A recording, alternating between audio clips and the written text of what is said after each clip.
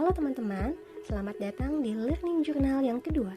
Perkenalkan, saya Rati Aziza, peserta Latsar CPNS Kementerian Ketenagakerjaan Angkatan 60 Kelompok 3. Pada Learning Journal kali ini, saya akan memaparkan apa yang saya pelajari hari ini mengenai materi analisis isu kontemporer.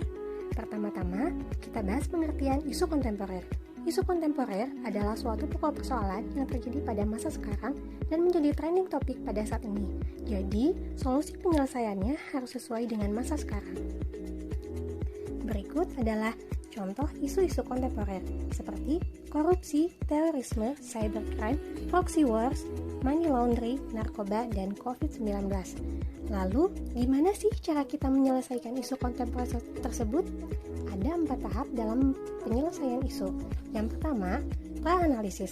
Yang kedua, memilah atau menapis isu. Yang ketiga, mendalami atau analisis isu. Yang keempat, mencari alternatif penyelesaian. Sekarang, kita bahas satu persatu yuk. Yang pertama, pra-analisis dilakukan dengan cara identifikasi isu dan mendeskripsikan isu tersebut. Tahap yang kedua yaitu menapis isu atau memilah isu. Pada tahap ini ada dua teknik yang digunakan. Teknik yang pertama adalah teknik APKL. Teknik APKL adalah singkatan dari A, aktual, yang artinya benar-benar terjadi dan sedang hangat dibicarakan. P, problematik, yaitu isu yang dimensi masalah yang kompleks sehingga perlu dicarikan segera solusinya. K, kehalayakan, yaitu isu yang menyangkut hajat hidup orang banyak. L, kelayakan, yaitu isu yang masuk akal dan realistis serta relevan untuk dimunculkan inisiatif pemecahan masalah. Di sini saya tampilkan contoh penerapan analisis isu menggunakan teknik APKL. Ada 5 isu yang dibuat. Kemudian, dari setiap kriteria APKL diberi skor 1-5 sesuai penilaiannya. Setelah itu, kita akan mendapatkan prioritas dari isu-isu tersebut. Isu C dan D mendapatkan prioritas 1 dan 2. Kemudian, isu prioritas tersebut dilanjutkan menggunakan teknik USG. Yuk sekarang kita bahas mengenai teknik USG. Teknik USG adalah singkatan dari U, urgency, yang artinya seberapa mendesak suatu isu harus dibahas, dianalisis, dan ditindaklanjuti.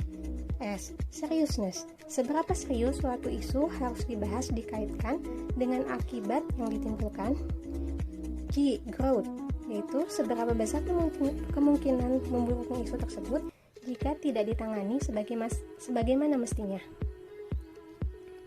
Dari hasil analisa dengan teknik APKL tadi, didapatkan prioritas 1 dan 2, yaitu isu C dan D. Kemudian, kedua isu ini dianalisa dengan menggunakan teknik USG. Hampir sama seperti teknik APKL, setelah diberi penilaian, kita akan mendapatkan peringkat isu. Isu yang mendapatkan peringkat 1 adalah isu D. Sehingga isu D ini dipilih sebagai prioritas yang harus dipecahkan. Tahap yang selanjutnya adalah tahap yang ketiga, mendalami atau menganalisis isu. Cara mendalami atau menganalisis isu bisa menggunakan fishbone atau tulang ikan, yang kedua analisis SWOT, yang ketiga mind mapping. Tahap yang terakhir adalah rekomendasi alternatif penyelesaian isu. Dalam tahap ini, kita cari alternatif penyelesaian dari akar masalah atau penyebab isu. Kemudian diperjelas dalam tahap setiap alternatif, seperti pada tabel berikut.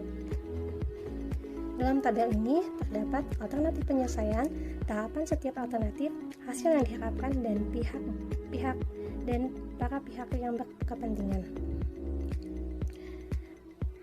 Berikut sekian video Learning Journal dari saya, semoga bermanfaat. Terima kasih telah menyaksikan, sampai jumpa di Learning Journal selanjutnya.